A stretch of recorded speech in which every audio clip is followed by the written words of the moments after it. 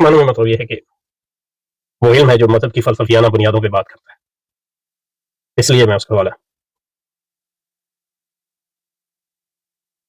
یہ اس کا موضوع ہے کم از کم ایک موضوع ہے۔ اور المصطفیٰ جو ہے امام غزالی کی تخیر کی کتابوں میں سے۔ تو علم کلام کی تعریف جب فرماتے ہیں تو یہ فرماتے ہیں کہ پہلی جب یہ شروع کرتے ہیں وہ عقل سے ہی کرتے ہیں، فرماتے ہیں جس پر آپ بات کرتے ہیں تو بنیاد پہ سب سے جو عمومی چیز ہے موجود اور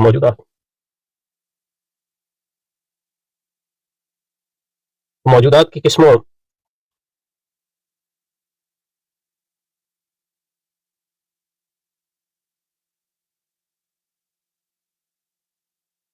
تعریف نکالنے دیں تاکہ اس کو دیکھ کے جائے اس کو۔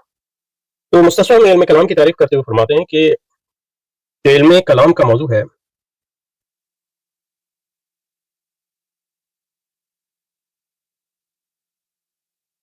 وہ موجودات ہیں۔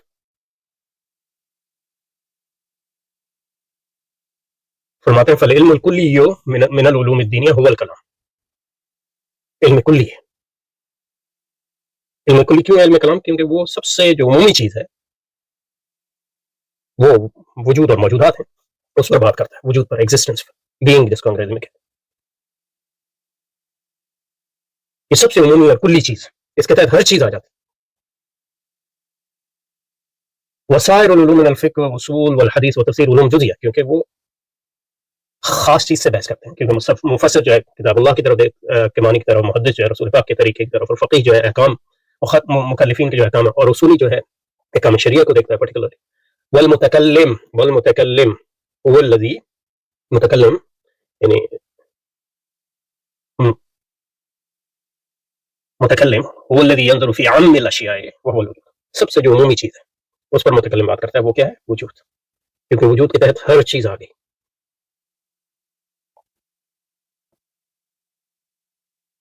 اور وہ دیکھتا ہے کہ وجود تصوراتی طور پہ وجود کی دو قسمیں، قدیم اور حادث۔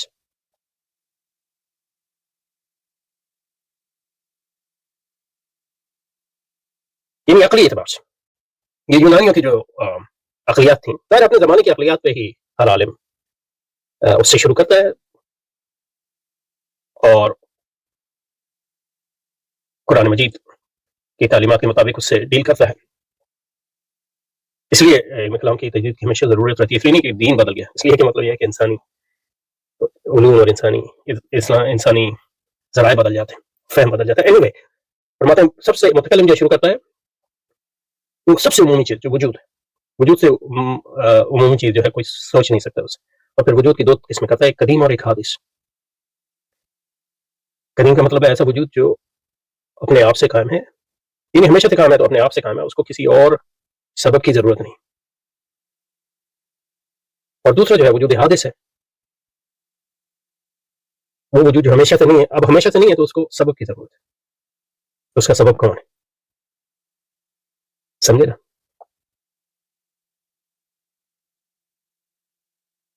پھر جو ہے حادث کو وہ دو حصوں میں تقسیم کرتا ہے، یہ آپ کی المستصفیٰ سے وجود کو جو ہے قدیم اور حادث میں تقسیم کرتا ہے، اور حادث کو جوہر اور عرض میں تقسیم کرتا ہے۔ یہ ہم جو انگریزی میں جو علامہ اقبال کی ریکنسٹرکشن پڑھ رہے ہیں اس میں یہ بات ہم کر رہے ہیں آج کل۔ جوہر جس کو آپ سبسٹنس کہتے ہیں، عرض جس کو ایکسیڈنٹ یا پریڈیکیٹ کہتے ہیں، مختلف اصطلاحات ہیں مختلف لوگوں کی۔ جوہر وہ چیز ہے جو اس کانٹیکسٹ میں قائم بذات ہے، یعنی حقیقی طور پہ ظاہر ہے وہ قائم بذات نہیں ہے کیونکہ حادث ہے، لیکن یہ کہ جیسے کہ ہم فلسفے کی زبان میں کہتے ہیں other things being equal، جوہر وہ چیز ہے جو قائم بذات ہے، اور عرض جو ہے وہ اپنی قیام کے لیے کسی دوسری چیز کی محتاج ہے۔ اس طرح مثلا یہ کہ کرسی ہے، کرسی ہم کہیں گے کہ یعنی ایک مثال کے طور پر عرض کر رہا ہوں، کرسی ویسے جوہر نہیں ہے، لیکن یہ کہ اس کو کہہ سکتے ہیں کہ سبسٹنس ہے، جوہر ہے، ان معنوں میں کہ یہ ایک لحاظ سے قائم بذات ہے، لیکن یہ کہ نسبتاً یا ظاہر ہے، لیکن کرسی کا جو رنگ ہے وہ قائم بذات نہیں ہے۔ یہ تصور نہیں کیا جا سکتا کہ کرسی رنگ جو ہے کرسی کے بغیر جو ہے وہ قائم ہو سکتا ہے، یا کرسی کے بغیر اگر قائم ہو سکتا ہے تو وہ کوئی اور جوہر اس کا ہونا چاہیے، مثلا کتاب، مثلا انسان. لیکن یہ کہ جوہر کے بغیر جو ہے عرض جو ہے یا رنگ جو ہے یہ قائم نہیں ہو سکتا. تصور نہیں کر سکتا کہ اس کا ایگزسٹنس یا وجود ہو. سمجھا؟ تو یہ وجود کی تقسیم ہو گئی. تو متکلم جو ہے وجود سے شروع کرتا ہے، وجود کو قدیم اور حادث میں تقسیم کرتا ہے، حادث کو جوہر اور عرض میں تقسیم کرتا ہے، پھر جوہر کو جو ہے حیوان، نباتات اور جماد میں تقسیم کرتا ہے. اس تقسیم کے بعد پھر وہ قدیم کی طرف جاتا ہے اور دیکھتا ہے کہ قدیم جو ہے وہ ہمیشہ سے، اور وہ یہ دیکھتا ہے کہ قدیم جو ہے اس میں کثرت نہیں ہو سکتی، وہ ایک ہی ہوگا، واحد ہوگا. کیونکہ کثرت کا سبب چاہیے،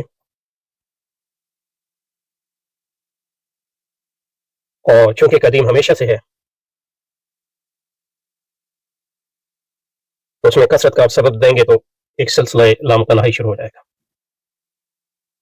یعنی صرف مطلب یہ کہ بہت سمپلسٹک، یعنی آسانی سے سمجھا رہا ہوں، ورنہ اس میں تعقیدات ہیں، یعنی جس کو انفینٹ ریگریس کہتے ہیں.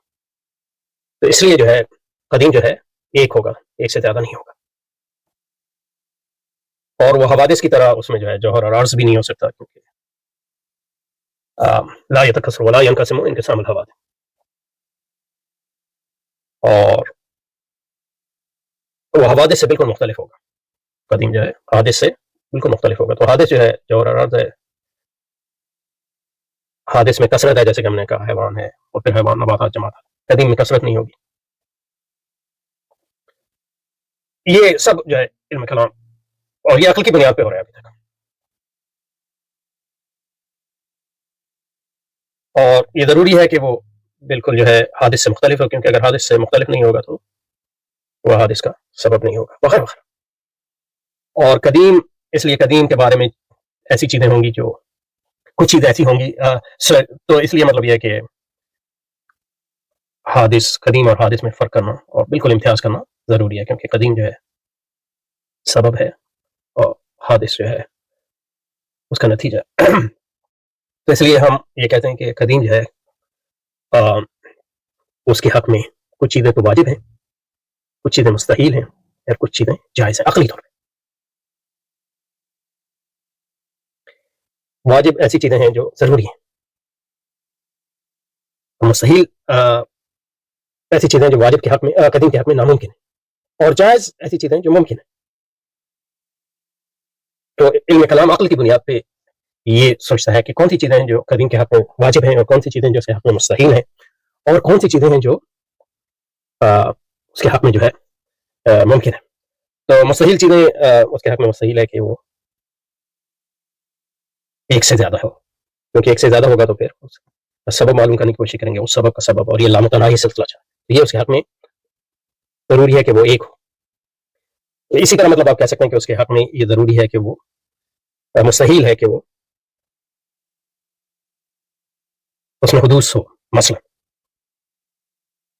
اس کے حق میں مستحیل ہے کہ اس میں حدوث ہو، کیونکہ حدوث کے لیے پھر حدوث جو ہے قدیم سے مختلف ہے، اور ایک چیز ایک ہی وقت میں قدیم اور حادث نہیں ہو سکتی. مثلا اس سے آپ اس پہ آتے ہیں کہ اس کے حق میں ممکن کیا ہے. تو ہمیشہ سے اور یہ سارا عقلی سطح پہ بات ہو رہی ہے. ہمیشہ سے ممکن وہ ہے کہ ضروری نہیں ہے کہ وہ کرے،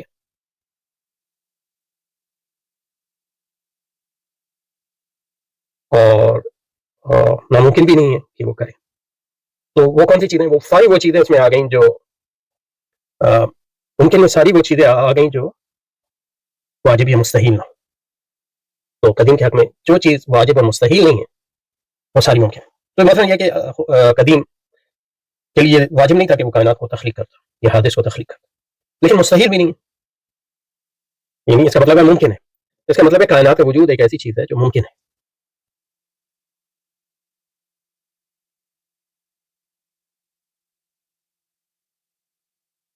وجود ممکن ہے. اچھا، تو اس لیے امام غزالی فرماتے ہیں کہ تخلیق عالم جو ہے وہ ایک ایسا فعل ہے، فعل ہو جائز کا مطلب یہ ہے کہ وہ ممکن ہے.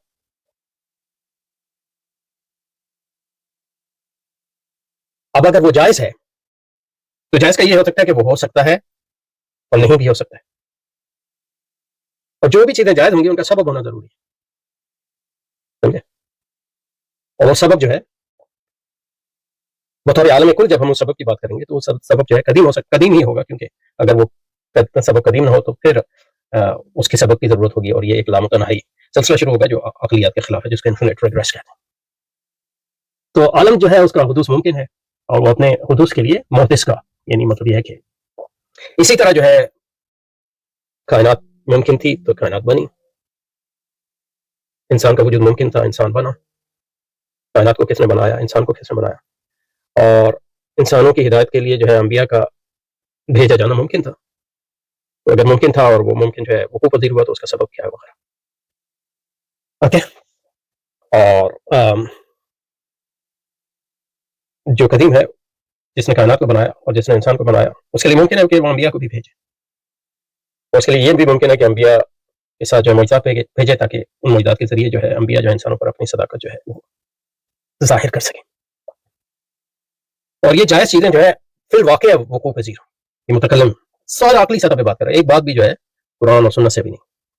عقلی طور پہ ثابت کیا کہ خدا ہے، وہی قدیم کا خدا نے کائنات بنائی، انسان بنایا، پیغمبر بھیجے. یہ سب جو ہے عقلی طور پہ جائز ہے، ضروری نہیں ہے، عقلی طور پہ جائز.